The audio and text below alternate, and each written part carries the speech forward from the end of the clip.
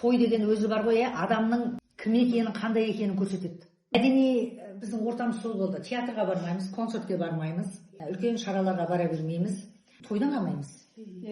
Сол тойға дайындаласың ғой. Киім аласың, әдемі боласың, шашын жасайсың, визаж жасайсың, қалтаңа конверт саласың, барасың, тойға барған соң бар ғой, неменеге өзінше болып бүйтіп алып отырасың. Кімге керек ол, сол ғой. Одан кейін бар ғой, тойдың жартысында кете берейінші деп той иесіне барып тұратын адамдар болады.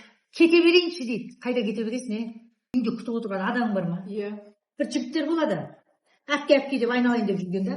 Сен тойыңа келеді да, тойдың жартысы өтпей жатып келіп, әпке кете берейінші дейді. Не қатын жоқ, не бала жоқ, не басы байды үйі жоқ, квартирада тұрады. Қайға кете береді? Үйіне барайып, сасын пысып отырып, бір тірлік істеп тастайтын адам сияқты, ішінде керек емес ол.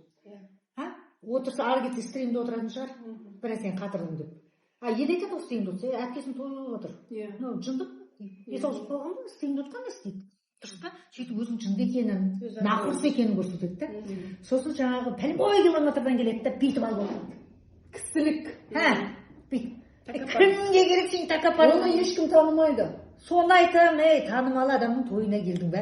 Бүйтіп алып отырып, ана жерде бір пайдалы таныстықтармен әдемі болып күліп, сен әдемі болып күліп жақырап отырсаң, ана жерде пайдалы адамдар өзі келіп телефоныңды алады. Сен бүйтіп отырғаннан адам қашып кетеді.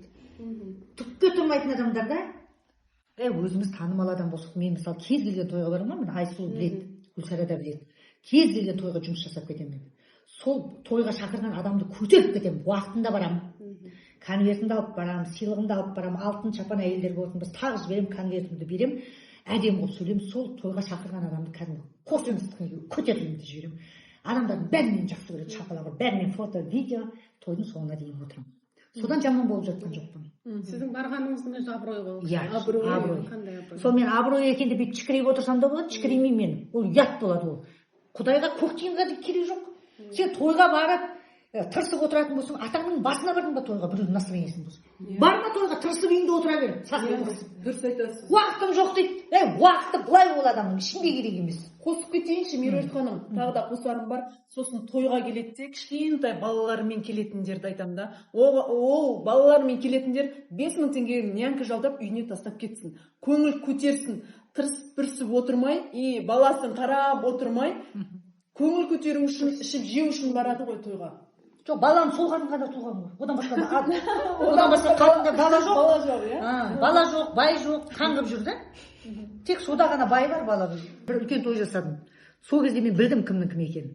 Енді ол адамдар бар ғой, чао какао менен алыс жүр. Енді тойда жоқ саған, ойда жоқ, Меруерт ханымда жоқ. Осыны ұмытпа. Дұрыс айтасыз, өте дұрыс айттыңыз, орынды айттыңыз. Келісемін, 100%. Меруерт ханымның негізі үнемі айтатын сөзінің әрбір сөзінде түбінде әрбір мағына бар.